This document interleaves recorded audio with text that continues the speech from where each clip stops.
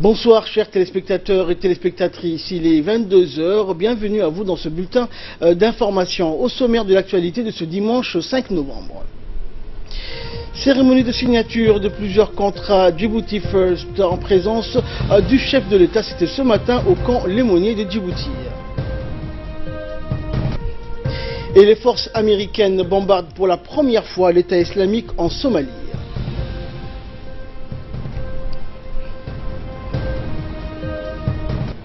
C'était les titres, merci à vous de nous rejoindre. Le président de la République, Ismaël Omar Guelleh, a, à l'invitation des autorités américaines installées à Djibouti, honoré de sa présence aujourd'hui le camp Lémonier. Et c'est dans cette infrastructure militaire que sont positionnées les unités américaines chargées d'assurer la surveillance des eaux du golfe d'Aden et de la mer Rouge, de lutter contre la piraterie maritime et les mouvances fondamentalistes ou extrémistes. Le chef de l'État s'est déplacé donc au camp Lémonier pour procéder à la signature de plusieurs conventions s'inscrivant dans le cadre du programme d'appui des États-Unis d'Amérique au projet de développement de Djibouti, programme baptisé Djibouti First. À son arrivée sur place, le président de la République a été accueilli par l'attaché de l'ambassade américaine, Alexander Hamilton, par le chef du commandement militaire américain de la zone Afrique et Asie du Sud-Ouest, l'amiral Williamson, ainsi que par le commandant du camp Lémonier, capitaine Nancy Lacore.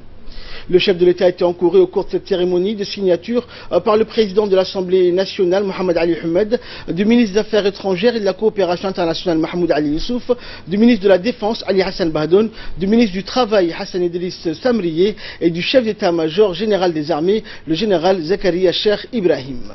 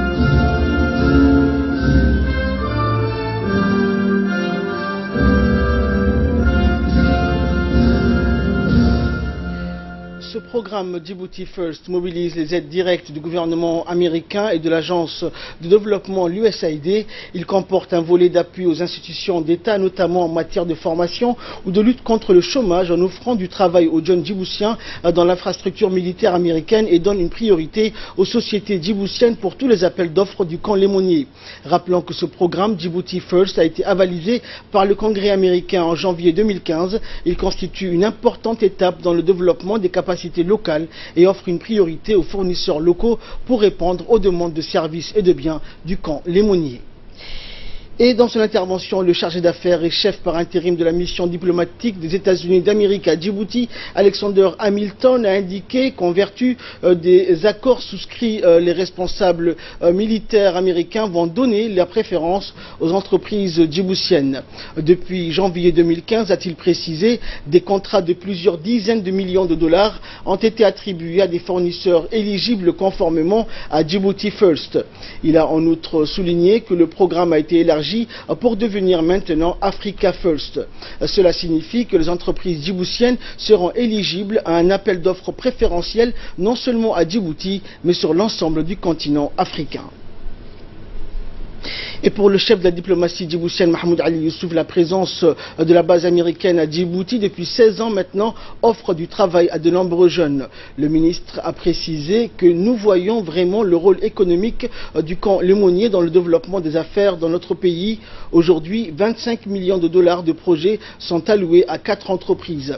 Depuis tant d'années, le camp emploie directement plus de 1000 Djiboutiens et même plus indirectement. Le partenariat Djibouti-États-Unis est basé sur un postulat ou constat gagnant-gagnant. Pour le ministre, il revient au gouvernement djiboutien d'inciter les entreprises locales à profiter de toutes ces opportunités.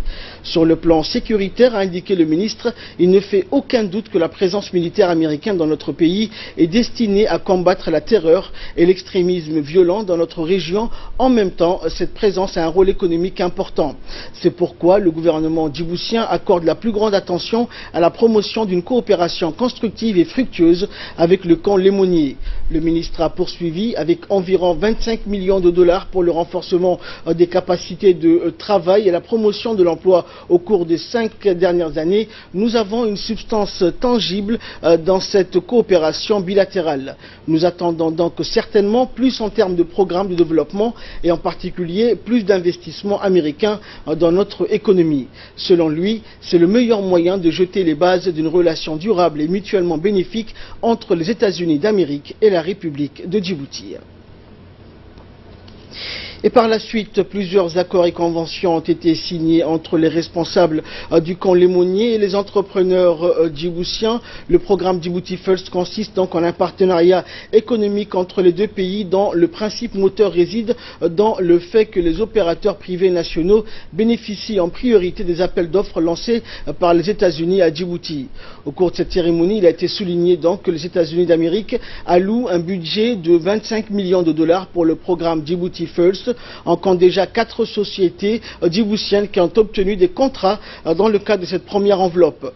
La concession de ces contrats est d'ailleurs intervenue à la foulée de l'annonce américaine du budget alloué au programme Djibouti First. Le programme Djibouti First a valeur de preuve de la nature pluriforme et multisectorielle du partenariat qui existe entre les États-Unis d'Amérique et Djibouti. Ces accords et conventions ont été paraphés entre les deux parties en présence des plus hautes autorités djiboutiennes et américaines présentes à cette cérémonie.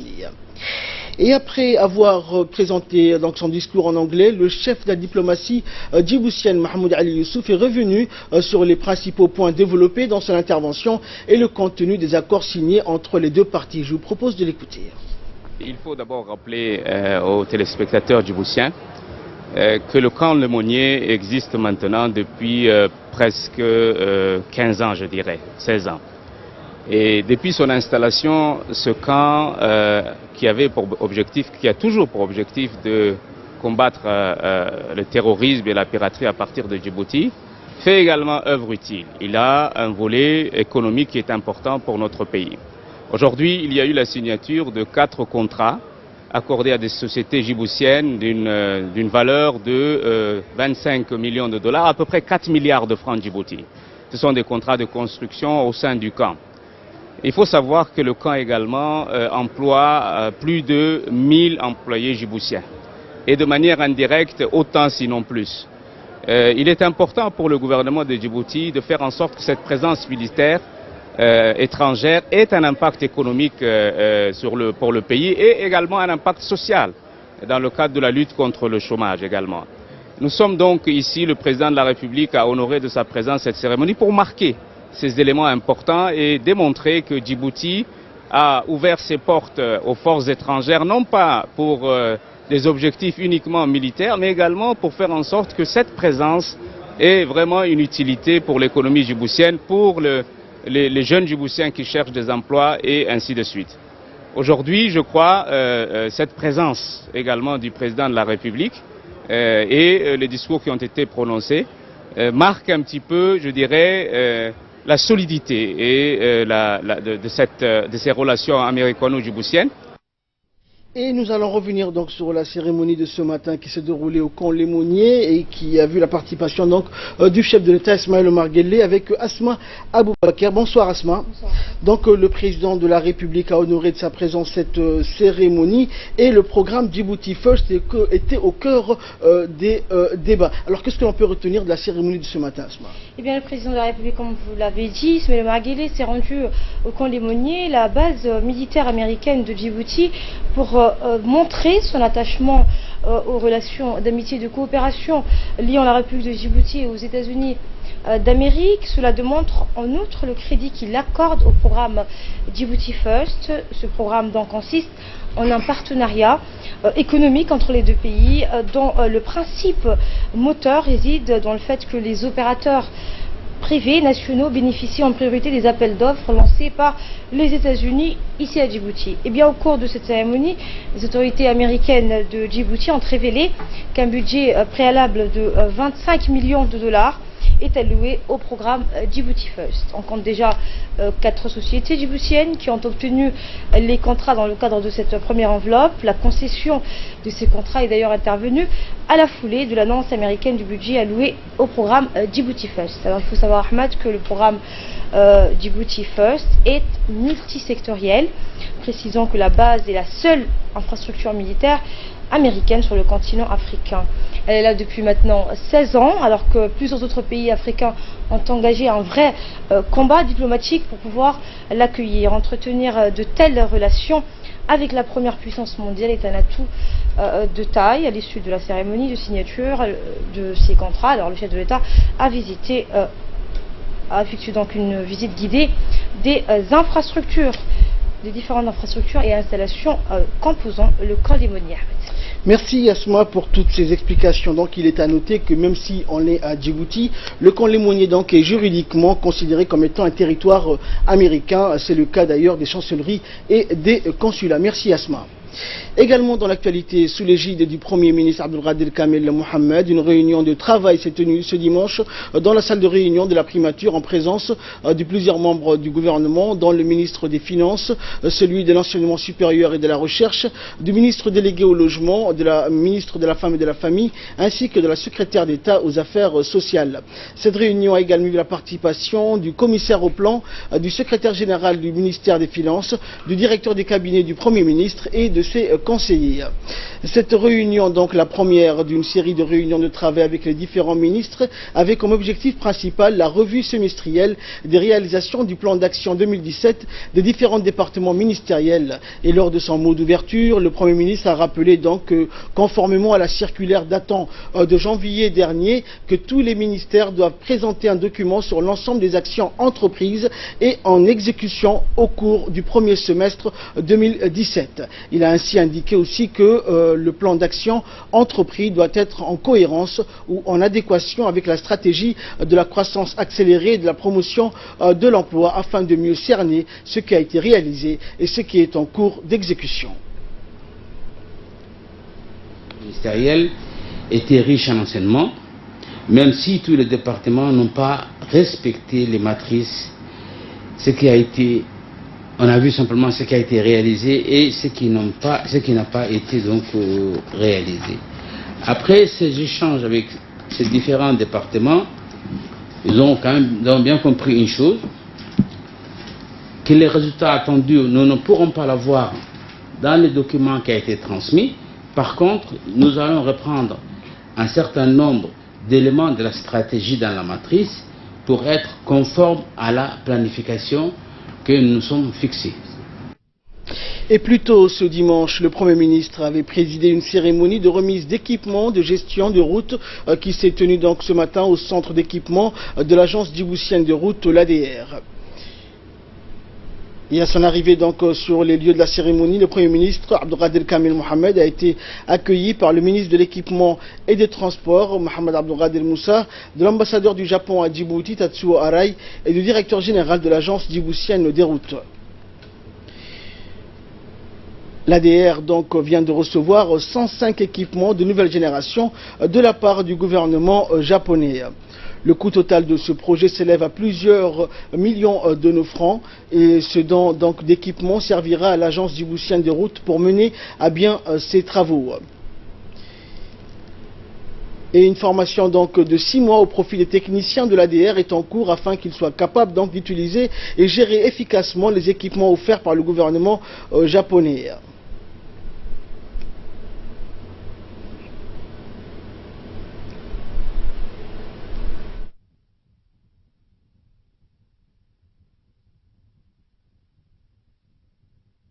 Et donc la coupure du traditionnel ruban d'inauguration, le Premier ministre donc a visité les nouveaux équipements dont l'ADR vient de se doter grâce au soutien du gouvernement nippon sous forme de dons non remboursables.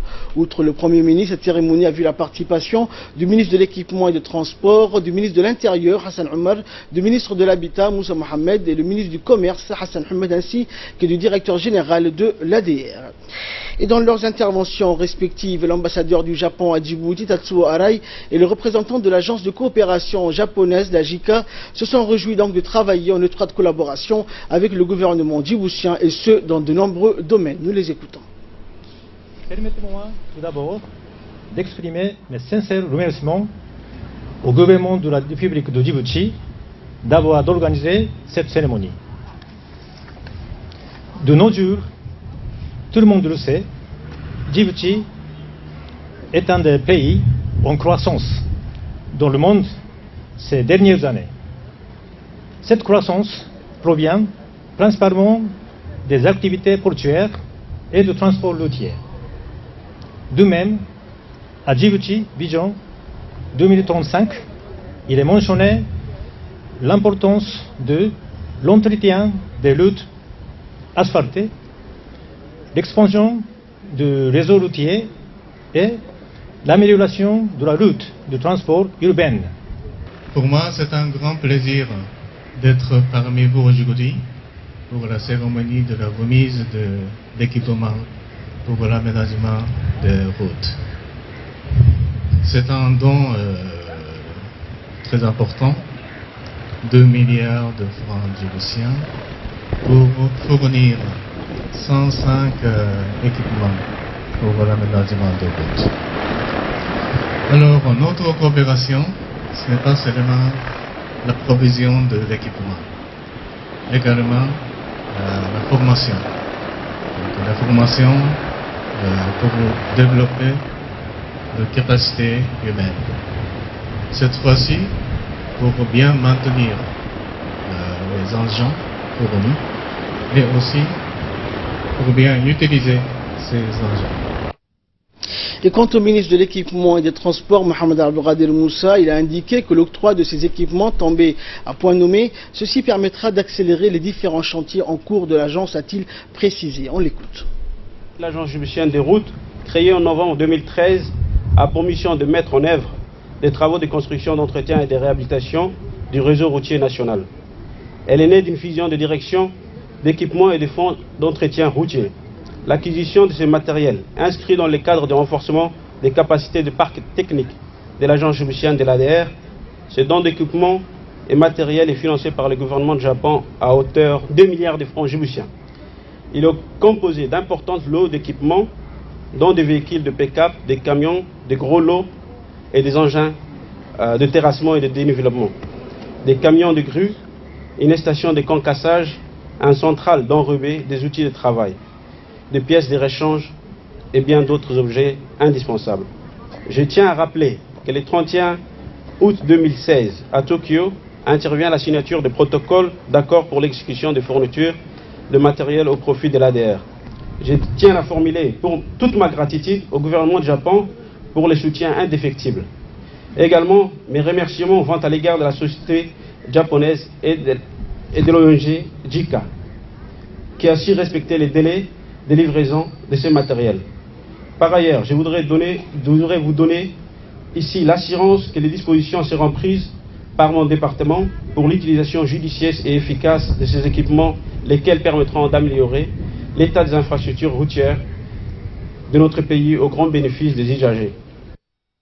Et à l'issue de la cérémonie, le Premier ministre Abdelkader Kamil nous a accordé donc une interview dans laquelle donc il a remercié le gouvernement ami du Japon pour son appui et son soutien constant. Je vous propose de le suivre. Tout d'abord, il faut remercier sincèrement le gouvernement et le peuple du Japon, puisque ça c'est un don. Nous avons beaucoup de coopération, c'est vrai, mais celle du Japon est un peu spéciale parce que ce sont des subventions, ce ne sont pas des prêts. Et ça, ce n'est pas la première fois que le Japon nous fournit des équipements. Ils ont déjà fourni au passé à différents départements ministériels. Et donc ça maintenant, ça vient, c'est pour les routes, pour l'agence djiboutienne des routes. Et ça, il faut vraiment les remercier sincèrement. D'autre part, il y a lieu de dire maintenant à l'agence djiboutienne des routes qu'il n'y a plus d'excuses pour dire, bon, telle route, nous n'avons pas tel équipement. Maintenant, tout est là. Tout est là. Je vois des porte-chars, je vois des engins lourds comme les bulldozers de neuf, je vois des camions citernes, des camions de gasoil et d'eau. En même temps, ça c'est pour dire que bon, maintenant, le parc est complet. Et dans ces conditions, nous attendons à ce qu'effectivement, d'abord, que ce matériel doit être utilisé à bon escient, mais en plus, il faut que ce matériel soit opérationnel 24 heures. Parce que le pays a besoin de beaucoup de voies, notamment d'abord, il faut réhabiliter en urgence le corridor sud. Et ça, d'après le directeur de l'agence, il me dit c'est déjà en cours. Et donc, j'espère que pour le reste aussi, ils vont disons, commencer déjà à travailler. Et en plus de cela, il y a aussi ce matériel-là, ils sont répartis entre le sud et le nord du pays, y compris une partie aussi pour Djibouti qui continue à travailler. Donc, il faut savoir qu'on couvre maintenant la totalité du pays en équipement. Et pour clore l'actualité nationale, en prévision de l'organisation de la Foire internationale de Djibouti, la salle de réunion de la Chambre de commerce a abrité donc ce dimanche un symposium pour débattre des opportunités d'investissement dans notre pays, dans le domaine des énergies renouvelables et la chaîne de transport en particulier. Ce symposium a bénéficié de l'appui de l'ambassadeur de la République fédérale d'Allemagne à Djibouti, Dr Volker Bereschein, qui a invité de nombreux chefs d'entreprise et de sociétés allemandes. Ce symposium a vu la participation du ministre de l'économie et des finances, Ilyas Moussa Dawale, du président de la Chambre de commerce, Youssouf Moussa, et de plusieurs hommes d'affaires du secteur privé. Et dans son discours, le président de la Chambre de commerce de Djibouti a souhaité la bienvenue à tous les participants. Il a souligné que cette rencontre constitue une occasion pour nouer des relations commerciales et économiques entre les investisseurs locaux et étrangers. Et M. Youssouf Moussa Dawale donc a invoqué dans son intervention les efforts menés par la Chambre de commerce qui a élargi depuis 2014 ses contacts en prenant part à des très nombreux forums internationaux. Et de là, nous passons à l'actualité régionale et internationale avec Ali Abdillahi. Bonsoir Ali. Bonsoir Ahmad. Et la Riyad, la capitale du royaume saoudien, a été visée, Ali, par les rebelles yéménites et échappé de peu à un tir de missile. Effectivement, donc les forces armées ont intercepté et détruit un missile balistique hier au nord-est de la capitale de l'Arabie Saoudite, près de l'aéroport international. D'après les dignitaires du royaume sunnite, l'engin proviendrait du Yémen, en proie au conflit depuis 3 ans. Les rebelles houthis ont revendiqué ce tir d'une portée de près de 750 km. Soutenus par l'Iran, ils combattent les loyalistes qui bénéficient de l'appui de la coalition des pays arabes donc menée par l'Arabie Saoudite. D'après l'Organisation mondiale de la santé, le conflit au Yémen aurait fait plus de 8600 morts. Depuis le début de cette intervention militaire entamée en mars 2015, les zones frontalières saoudiennes sont régulièrement les cibles de la part des Houthis.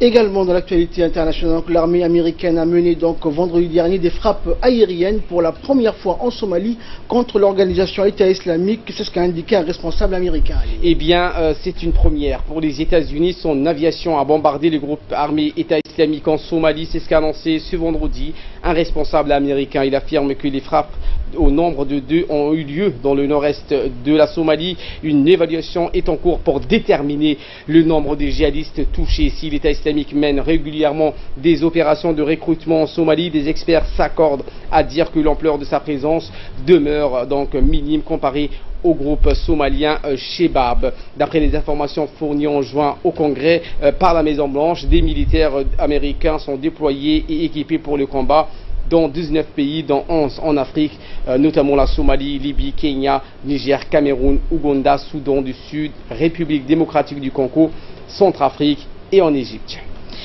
Et enfin, donc à peine arrivé au Japon, Donald Trump lance un avertissement à la Corée du Nord.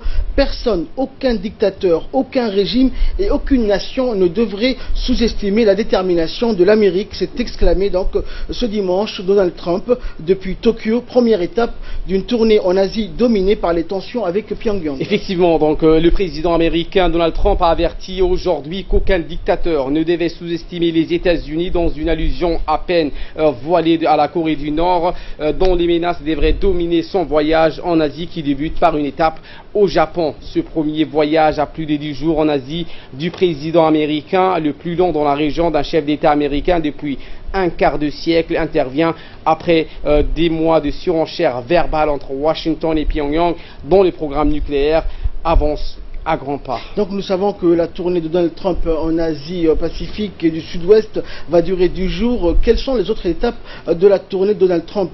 Après Tokyo, puis Séoul, le président américain doit se rendre donc en Chine. Il participera ensuite au sommet de l'APEC au Vietnam et de l'ASEAN à Manille aux Philippines. C'est ce qu'a annoncé ce dimanche donc le président russe. Également, Vladimir Poutine au Vietnam a indiqué que nous voulons donc l'aide de Poutine sur la Corée du Nord. De son côté, le premier ministre japonais Shinzo Abe a salué la visite historique du président au Japon. Il a indiqué donc renforcer plus encore les liens de l'alliance américano-japonaise. 9 mois après leur première partie de golf en Floride, Shinzo Abe et Donald Trump se sont retrouvés aujourd'hui sur les greens au Japon avec un plaisir non dissimulé, signant tous deux devant la presse une casquette blanche sur laquelle on pouvait lire « Donald et Shinzo rendront l'alliance encore plus forte ».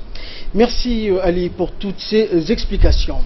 Et clôturons ce journal par cette vidéo incroyable mais vraie. Il n'est pas surprenant de voir un chat s'en prendre à un chien. Bon, agilité, coup de griffe, morsure, le chat a plus d'une arme dans son sac alors qu'un chien, lui, ne peut que mordre. Certains félins peuvent choisir de prendre la fuite ou de se cacher, mais il est assez fréquent de voir un chat audacieux et proactif attaquer un chien parce que celui-ci est agressif ou qu'il ose empiéter sur son territoire. C'est ce qui s'est passé avec ce petit garçon attaqué par un chien et sauvé par son chat. Tara est une chatte héroïque. Elle a réussi à faire fuir un chien qui mordait son jeune maître et qui jouait devant sa maison dans le sud-est de Bakersfield, en Californie. La scène est filmée par des caméras de surveillance. Regardez.